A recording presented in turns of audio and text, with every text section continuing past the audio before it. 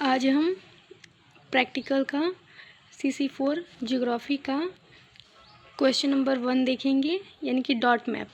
Dot map के अंतर्गत हमारा क्वेश्चन नंबर 1 होगा कि भारत के दिए गए 10 राज्यों की जनसंख्या को बिंदु मानचित्र द्वारा दर्शाना है। तो इसको दर्शाने के लिए देखिए हम क्या करते हैं, चलिए हम करते हैं इसको। पहले हम राज्य लिखेंगे, 10 ठो राज्य है और 10 ठो उनकी जनसंख्याएं हैं। तो 10 राज्य हैं, जैसे कि उत्तर प्रदेश, महाराष्ट्र, बिहार, पश्चिम बंगाल, मध्य प्रदेश, तमिलनाडु, राजस्थान, कर्नाटक, गुजरात। इन राज्यों की जनसंख्याएं हैं जैसे 19,98,12,341 है। तो ये सारी राज्य हैं, इनकी जनसंख्याएं ये हैं और इन जनसंख्याओं का हम निकालेंगे। इन जनसंख्याओं को हम पहले लगभग में करेंगे।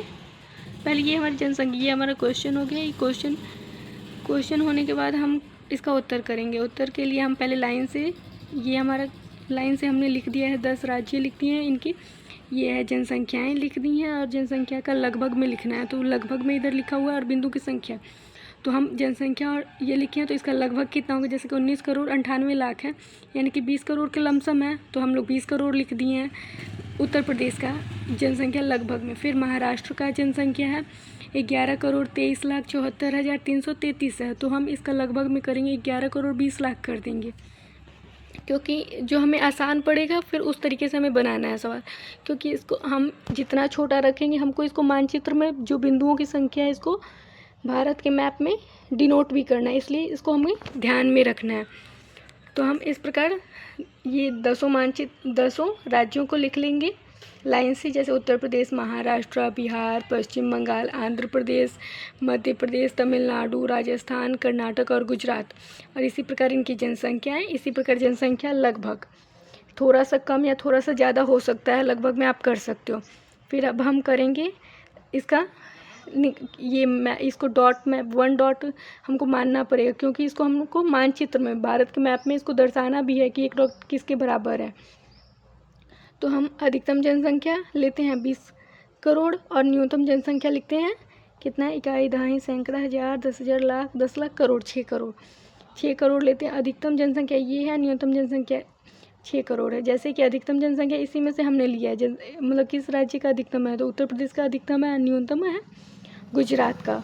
तो इस प्रकार हमने इसको ले लिया। फिर हमको डॉट बिंदुओं की संख्या निकालना है, यानी कि अधिकतम जनसंख्या बटा न्यूनतम जनसंख्या करना है। तो सबसे पहले 20 करोड़, मतलब ये नहीं अधिकतम जनसंख्या न्यूनतम जनसंख्या नहीं करना है, सबसे अधिकतम जनसंख्या कितना है, 20 करोड़ है। और उसके बाद हमको क्या करना है, जितने भी राज्य हैं उनका नीचे लिख देना है उतना जनसंख्या, फिर बटा कर देंगे तो उस राज्य का बिंदुओं की संख्या निकल जाएंगी। जैसे कि महाराष्ट्र का है, महाराष्ट्र का हम उत्तर प्रदेश का करेंगे, तो उत्तर प्रदेश का 20 करोड़ है ना, तो 20 करोड़ बटा 10 लाख, यानी कि 1 डॉट से जितना 1 डॉट माना गया है उससे हमको निकालना है। तो 20 करोड़ बटा 1 डॉट कितना है, 1 डॉट कितने के बराबर है, 10 लाख के बराबर है। तो हमने 10 लाख लिख दिया और फिर हम 0 से 0 कटा के हमारा कितना बचा, 200 बचा। इस प्रकार दूसरा नंबर भी करेंगे, यानी कि दूसरा है हमारा कौन सा राज्य है, दूसरा हमारा महाराष्ट्र है, यानी कि 11,20,00,000 है। तो 11,20,00,000 बटा 1 डॉट बराबर 10 लाख, तो हम लोग 112 कर लेंगे। इस प्रकार हम 10 राज्यों का निकाल लेंगे और 10 राज्यों का निकालने के बाद हमारा आधा क्वेश्चन कंप्लीट होता है। फिर हम इसका मैप लिखेंगे, यानी कि इस बिंदु मानचित्र है उसका परिचय लिखेंगे कि क्या है, कैसे है, क्योंकि प्रैक्टिकल में हमें जमा करना होता है। जैसे कि बिंदु मानचित्र का परिचय है, तो बिंदु मानचित्र का परिचय करेंगे कैसे हम, कि बिंदु मानचित्र एक प्रकार का वितरण मानचित्र है, जिससे किसी वस्तु, घटना या जनसंख्या के वितरण को दर्शाने के लिए सामान्य आकार के बिंदु यानी कि डॉट्स का उपयोग किया जाता है। ये 1 नंबर हो गया। अगला हम करते हैं कि इस विधि में मानचित्र पर एक बिंदु एक निश्चित मात्रा अथवा संख्या को दर्शाता है, यानी कि इस विधि में मानचित्र पर एक बिंदु होगा जो वो निश्चित मात्रा अथवा संख्या को दर्शाएगा। जैसे एक बिंदु बराबर, उदाहरण है, एक बिंदु बराबर 500 व्यक्ति यहाँ एक बिंदु 500 लोगों का प्रतिनिधित्व कर रहा है। इस मानचित्र में जहाँ घनत्व अधिक होता है वहाँ बिंदु पास पास होते हैं तथा जहाँ घनत्व कम होता है वहाँ बिंदु दूर दूर होते हैं। बिंदु मानचित्र का उपयोग हम देखेंगे, जैसे कि बिंदु मानचित्र का उपयोग है कि ग्रामीण या मतलब पॉइंट नंबर 1 होगा कि ग्रामीण या शहरी जनसंख्या के फैलाव को दर्शाने के लिए इसका उपयोग किया जाता है।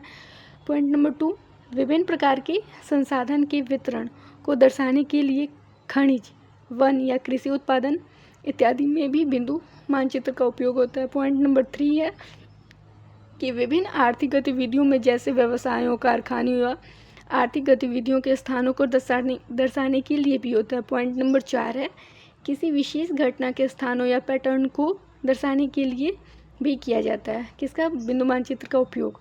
पॉइंट नंबर 5 है जटिल आंकड़ों का सरल और दृश्यमान तरीके से प्रस्तुत करने के लिए भी किया जाता है। अब हम देखेंगे बिंदु मानचित्र के गुण।